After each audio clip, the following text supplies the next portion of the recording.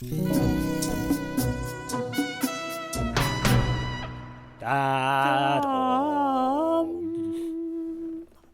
it was just like a whisper this chapter.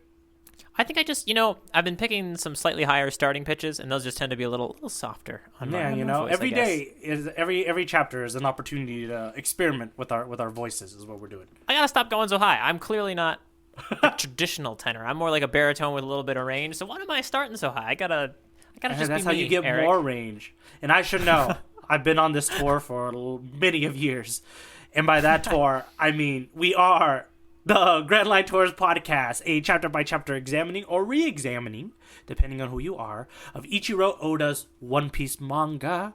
I am your tour guide, Eric Sivu.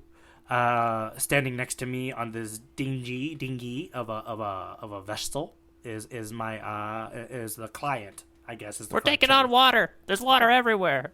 I don't like it. I put them to work. That's how you crowdsource. It's being innovative. Well, I am the enslaved tourist, Jacob. You remember my middle initial, Eric? S. Jarecki. Well done. Well done. Eric still got it. We just, sometimes you need like a couple memory tests just throughout your life just to make sure it's all good, Mm-hmm. In 15 episodes, we'll circle back to that S and see if you still got it. That's true. That is fair. 15 episodes is a good amount of time, which for us is probably like, I don't know, 3 weeks. All right, well, let's just talk a little bit about this chapter 24, The Lie Rejector. Ooh, pretty good Play chapter. on classic words there, yeah. Yeah, on the itinerary today is the Food Boys. Approach Luffy and the gang at the diner that they left off at in the last chapter. But this time, the Food Boys, they're ready for a fight. They're not wusses. They're ready to fight Luffy and the gang for whatever they did to the captain. And they come in and they discover that Usopp's not there. Their first instinct is that Nami ate them. He's been eaten. Yeah, which isn't what happened. Luffy ate them, explained that Usopp got up and said it's time to go, and he essentially left himself. To which the Food Boys say, oh, it must be that time of day where Usopp goes and he tells lies to Kaya, the sick rich girl of this village, which they all think is a very, the Food Boys think is a very honorable thing that he does every day. Yeah. We do a quick cut over to Kaya, who is, still, we ended last chapter, Kaya requesting to see Usopp again, and Klahadore, is that how we're pronouncing it? Klahadore? Klahadore. Yeah, Klahadore the butler is like, no, you can't see him.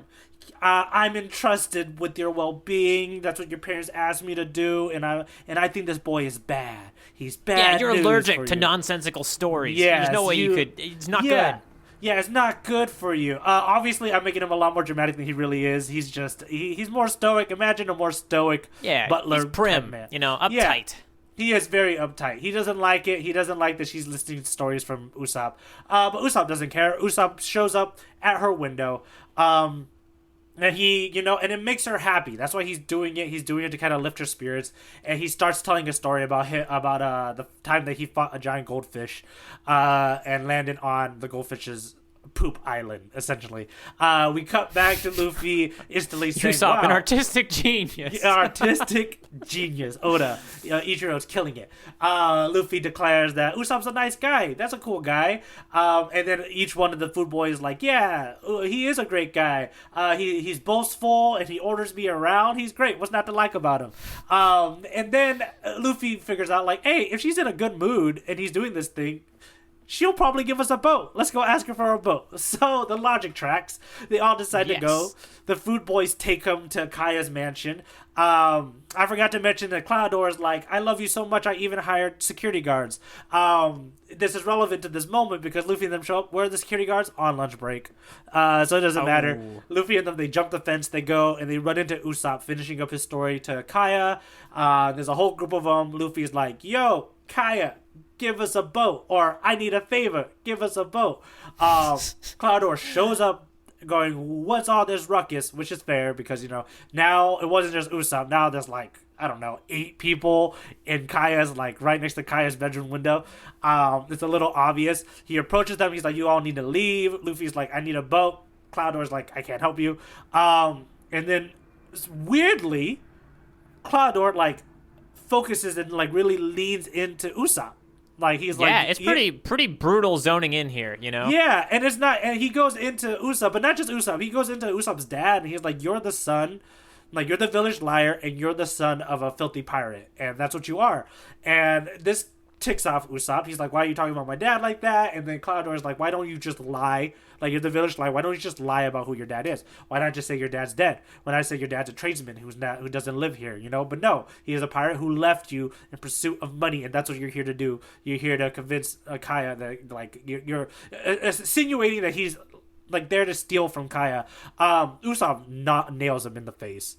Yeah, just smacks him in the face. He's like, "You don't get to talk about my dad that way. You know, I am a liar, but the thing I will never lie about is my pirate heritage." Pirate heritage. And he even calls his dad like a sea warrior, right? A warrior of the seas sort of situation.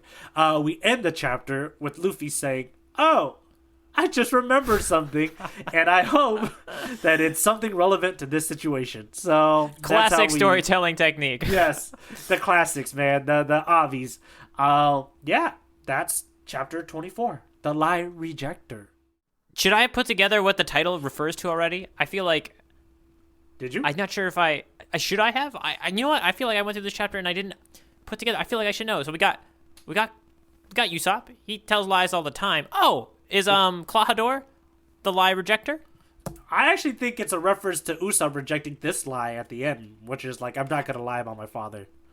Ah, okay. So it's like, you know, amongst the character that lies about everything, there is one lie that even he won't accept. Okay, no, I like that too. Yeah.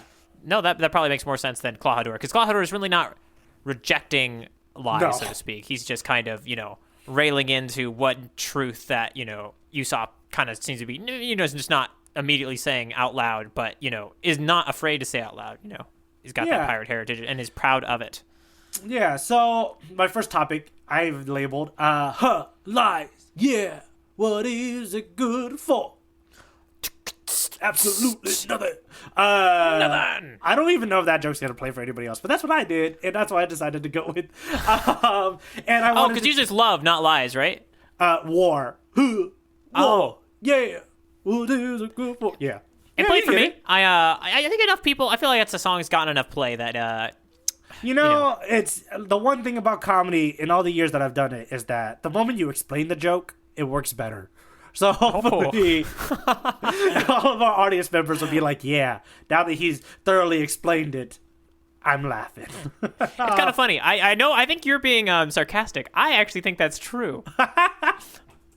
That's why I was so good at improv, Eric.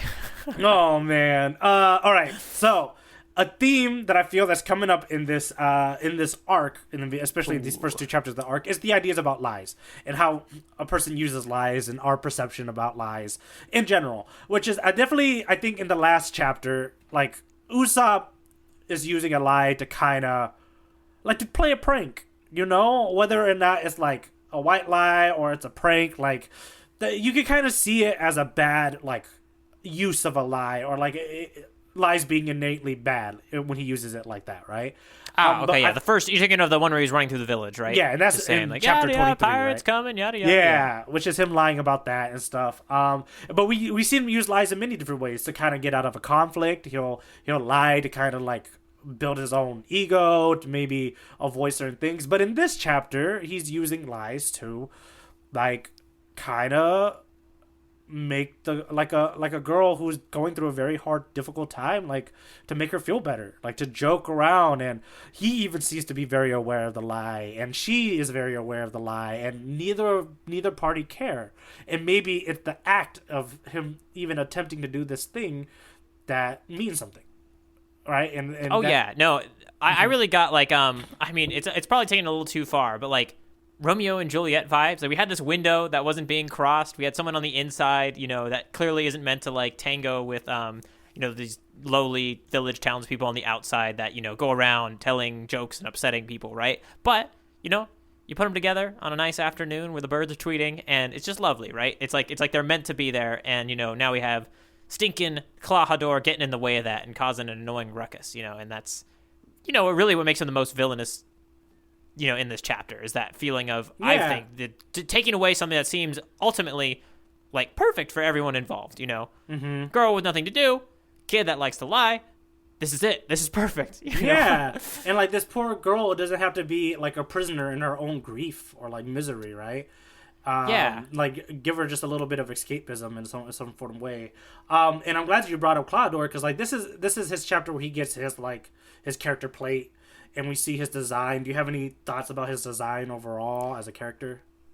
I want to actually just I'm gonna like take that question one step back and just say mansion and people inside of it and design of those characters. It feels so Victorian. Like the world of One Piece just all of a sudden moved from being this high seas adventure to being like a anime in a castle.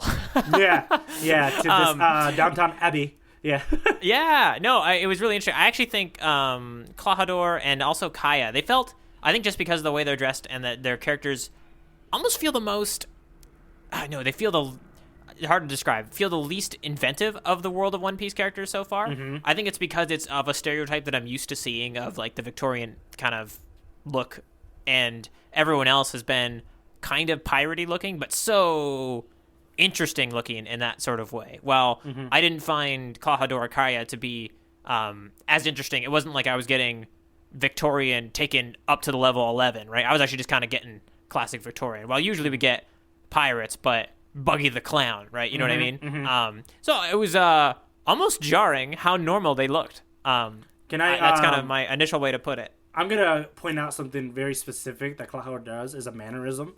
Do you notice the way he moves his glasses? Oh, moves his glasses. Yes. I like he's got that weird way of putting the back of his hand to push his glasses up. Yeah. I guess it's so you don't smudge the glasses. I mean, I'm just trying to think. Technically, that's actually not a bad way to do it. Just trying it out myself. Yeah. Klahadore might... we got to make a TikTok about this. This can go viral. To reinforce your idea about design and stuff like that, I think maybe Oda made him plain on purpose, but that's such a weird thing that he does. So I just wanted. And now that I just said that, I just looked at his socks. Okay. Oh my god. His shoes are weird too. They're striped. Yeah, they're striped, and they look like they stretch, and then they look like they have elastic to seal them onto the feet, almost as if he's wearing some sort of slipper. So, although I think on a profile view they look a little generic, I think they still have all the detail that I would expect from an Eiichiro Oda's other characters. Just for some reason they didn't excite the imagination as immediately as Buggy or some of these Kabahi and all this sort of stuff. It's a different arc, definitely, right? Different arc, different kind of heroes thing. So it's kind of cool to see the variety that he can do in character design and stuff like that too. Klahadore is not nice. And this is he had full intention to try to make Usopp punch him. Yes, well, it's okay. That just lends to it. It's not nice depending on really what the motivation is, right? It was so out of left field that I have to believe he's got either some particularly nefarious motivation or it could be some particularly good-willed motivation. What we've seen so far makes us think that it's probably going to be not a great motivation, but you never know. Well, yeah, she is being treated as a very sickly person. I am more inclined to think at the moment, just because I don't like Klahadore and his slippers, that he's after something, or that he's even was giving her medicine. I'm feeling like he's poisoning her. He might be the one keeping her sick. Putting just a little quick tinfoil time there real fast. But it could just as well be that she has some serious disease that if she thinks too much and it goes beyond a certain threshold, she's falls asleep for 10 years or something. So I don't know. Maybe it's legit. Maybe he really wants to just tick this kid off so he'll go away. I'm not sure. Yeah, I also wanted to quickly talk about after Usopp has his emotional reaction, he says a few cool things that I think is a little revealing of his character. Is he doesn't back down from his pirate heritage, and he also calls his dad a sea warrior. Sea warrior is a particularly cool phrase, yeah. Yeah, right? And so to him, he's romanticized, very similar to our lead character, the idea of being a pirate. Which is very interesting, yeah. Usopp is Luffy-ish, but with just different attributes, you know what I mean? Different, if you just mix it up, you get Usopp, it seems like. And I think that goes back to what you said in last chapter, where it's he's a different, his body's different, he's a different kind of he's a different person, but different people can have the same dreams or the same ideals about certain things, right? It doesn't like just because Luffy is strong and powerful, that's the only people who can make pirates good. Like that's not what, especially through Usopp. Like there's potential that this guy could be a very good guy, and so far we've seen him be a good guy. No, and actually, I know when you were doing our itinerary, you didn't mention this, but you might have gotten into it if we paused and took a little more detail. That when Luffy decides that they're going to go and see if they're going to give us a ship, right? Mm-hmm. I think that flip was mainly because he decides that what Usopp was doing was awesome. I think he actually just wants to go meet Usopp. He's like, this is a nice guy. I hear about what he's doing for this girl Kaya. Like, I think he's mainly. I don't think we're getting a ship out of this. I'm sticking with my tinfoil time from last episode. We are here for Usopp, potentially. We'll see. Yeah, that's essentially everything I have that I wanted to chat about, really, in deep context about right now. We'll have to see how the rest of this plays out. This feels the most, the beginning of this arc feels the most like there's more to be said later, right? There's more, just a lot of foreshadowing and a lot of build-up, so. Oh, yeah. No, this is, doing substantial world building, right? And I think it's necessary because this isn't just pirates on an island, village on an island. This is village on an island with, strange girl in a far off mansion that, has some weird history apparently with their butler and, the local town's boy. It's quite, it's decently elaborate. We're getting some setup here. But there was a few things I wanted to tick off with you. And one of them was something we didn't mention from last chapter, which was how much Nami did not want to go to the mansion. It seemed like she cut off the idea pretty abruptly with Luffy. Like, Luffy was just kind of saying, like, okay, maybe you're right, Nami. They probably don't have a boat. We shouldn't go to the mansion, right? But I sensed, like, an urgency in the way that it was written in that particular panel. And also in this chapter, the same thing. When they start to go, she says something along the lines of, didn't we already decide not to do that? Like, yeah. And I'm just like, whoa, Nami, like, what's up? Like, why don't you want to go to this mansion? And completely inaccurate tinfoil time would be that her and Kaya look similar. That's all I'm going to say. It's not even a prediction. That's it. That's all I got for you, folks, is that they look similar. And, like, I don't know. I feel like there could be something there. Yeah, and it might just be, like, a way of her being like, this is a waste of time. I don't want to waste time if there's nothing here. But, I mean, I'm going to let you wear that tinfoil and see if it plays out. No. I feel like that was just the most brilliant job of you of playing it off as if it's nothing. Or I actually have nothing and I'm just grasping at straws. Either way, I feel like I'm sitting on hot coals now. We're going to clearly see how bad I am with these predictions very soon. Or we're going to see how correct I am. Yeah, I think that is the only, the last thing that I had that I just wanted to wrap up. One other thought was just that we're dealing a lot with treasure again. We had the talk from a few chapters ago about, what's our cool character's name that guards the treasure chest of the strange creatures? Gaimon. Yeah, we had Gaimon, who guarded this empty treasure. Now we have a girl who, we don't know if she cares about her treasure, but she has a lot of it that she inherited, and so maybe it's not meaningful to her. Maybe it's empty in a different way. Just trying to put out it's getting some possible themes that we could go to here. And we also had the big one, which you pointed out, lying. So we'll see. I'm excited to see how that all pays off coming up soon. So all right. With that, let's do some I think it's time for some ha-has. That's what I like to hear. OP got jokes. OP's back. With different voice this time. I don't think that was the right voice that I gave him the other day. Like I said, we're workshopping, Eric. It's all good. Different voices. We'll workshop him for a couple chapters. If he's not solidified by chapter 30, he's getting cut, okay? I only had one joke I wrote down, which is from the joke at the top, which is with the food boys thought that they may have eaten Captain Usopp, and they're like, well, no, pirates don't do that. Only ogresses, like ogresses. It's a good question. I actually don't know how to pronounce it. Now I would have just said ogress. That would have been my default thing. But you're right. If you just have ogre, now you got to like ogress maybe. So I'd go with ogress or ogress. Yeah. For so they're the saying female like version of an ogre. Only ogres eat people. But when they go in there, Luffy, we have that fun joke of Luffy's like, man, that was good meat. And they're like, no, they actually did eat him. But the first look, which I think what really paid off the joke, is that they only looked at Nami because they specifically said only female ogres eat people. Yeah. And it's just Nami, and Nami's really pissed that she's the one being accused of eating someone. I thought it was a very cute joke to kind of do and make fun of these boys. No, it's really good. And the only reason I'm slightly upset at you for mentioning it is because that was mine. Yeah, I have Nami the Ogress as that's how I shortened mine down into my notes right here. Is just that it's really funny that she's the only female there. We heard it's ogresses, so clearly not the guy that said I just ate meat. It's her. She's the one who did it, and then she gets really upset. She's like, "Why are you looking at me?" So, well chosen joke. I mean, there was some others scattered throughout, but nothing. I think. Nothing. This joke really made me laugh because I thought it was a fun little piece of logic. Logic jokes I think are some of my favorite. Where you have to do. They're great because they don't require a lot of logic, right? No one's gonna miss it. No, yeah. So should we just fight then? We should fight. Yeah, we'll do it. That's right. I'm gonna goad you into fighting. I'm basically Klahadore here. You know what, Eric? Your panel is worthless. It is, it's a panel that abandoned you at birth. The moment you chose this panel, it may as well have erased itself, is what I'm saying. Wow. Okay, that's some right. Mean butler words you're using right now.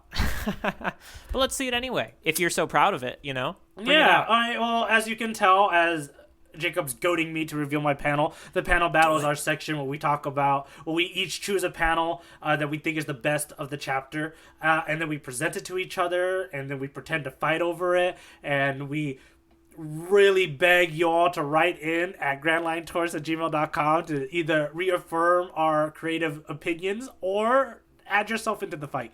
It's up to you. That being said, that's what's going to happen right now, and I'm going to show Jacob my panel, I guess. I'll go first. Jacob, does that go with you? Oh, yeah. And when you, when you're writing in those emails, be sure to, rate and review on iTunes as well, or Apple Podcasts, or whatever newfangled thing it happens to be called. We like stars. We'll read it out, put something funny in there. It'll be great. Okay. We have this is, I would say, potentially the most classic type of panel that One Piece has, and I call it the open mouth screaming face, where the tongue and the teeth, they kind of lose their perspective. But this is Usopp doing it. We have Doom in the background, and it says, "I'm proud that my father is a pirate. I'm proud that he's a brave warrior of the sea," which is, I think, the most poetic way we ever had of describing pirates. Poetic and cool, right? If I was a pirate, I'd stop calling myself a pirate. I'd start calling myself a brave warrior of the sea every time I get a chance. Yeah. But no, we got Usopp, we got eyes, it's very detailed, angry. The face. Oh yeah, we got the eyebrows at like a 45-degree slant. It's front on, so we can't see how long this nose is, but it's slightly downturned, so you can kind of see that it's going a little bit over the line of the lip, and the mouth is just huge, and that's why I got the big action lines, as if like we zoom in on this face as it's happening. And like I said, I think it would be interesting to count how many panels like this there are in One Piece, because it would just be such a cool art project to have like a gigantic canvas with like tiny sections of each one. You could probably have like a million, and they'd all be unique. It's pretty cool. Anything else that I'm missing about this panel? No, here? That's the whole reason why I chose it. I love that he's making his I statement, like this is what I am, and this is who I am, and this is my philosophy. This is what I believe.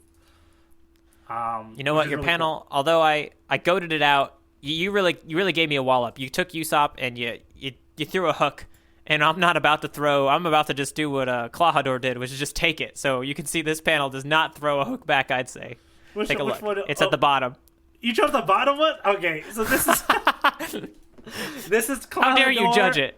Yeah, this is Klahadore fixing his glasses again with that weird way that he usually does it, which is like the bottom of his hands pushing up against his glasses. He's saying, "What? Intruders, where are the guards?" And then we have another butler who looks like a ram. And the butler's like, "They're on lunch break." It's kind of like Anna Unibrow. He's not a very good looking butler. And it's a half panel, like a third panel, long rectangle shape, and it's them in a hallway. It looks like. And yeah, that's a third of a page panel at the bottom. Yeah. Did I mention the reasons why you kind of chose it, or is there other things I'm missing? You did mention it. Do you? Wait, I'll give you a guess. What was the reason why I chose this panel, Eric? Is it because the other butler looks like a ram? He's weird looking. Yep, that's it. I really like the look of this other butler. It's the unibrow, that nose and mouth. You're right, gives it that ram look, and it's just it was just such a delightful surprise. It was kind of what I almost expected Klahadore to look like this. Okay, that's kind of what I meant when we were like, we want the Victorian character dialed up to 11. I was expecting Klahadore to look like the butler, and the butler to look maybe normal. Is kind of would have been more what I've come to expect from Eiichiro Oda's character design so far. But it was a nice change of pace. Have this character kind of just show up just for a panel, just to give you some really interesting visual detail to look at. I honestly could care less about that right half with the pushing up the glasses. But now that you've mentioned it as a thing that is constantly happening, it is kind of cool to see it happen. In the panel that I chose, I didn't even realize it was a thing. So that shows you my attention to detail. I was too fixated on the ram person. So very well described. All right. Well, I mean, that's it for this chapter. There's a lot. We'll see if Luffy has anything relevant that he remembered at the end of this chapter in the next chapter. You know what? I have to expect there to be a version of this where the next panel is Luffy goes, "Wait, no, I forgot," and then we do a whole regular arc. If that ever happens, that'll be amazing. But we'll see. Why don't we do the sound of a giant goldfish breathing? Oh, all right. Okie doke. How about, you know what? I'm just going to take it one step up. You be the inhales, and I'll be the exhales of the goldfish. Okay, you ready? Here we go. That's how we're going to end this chapter. Here we go.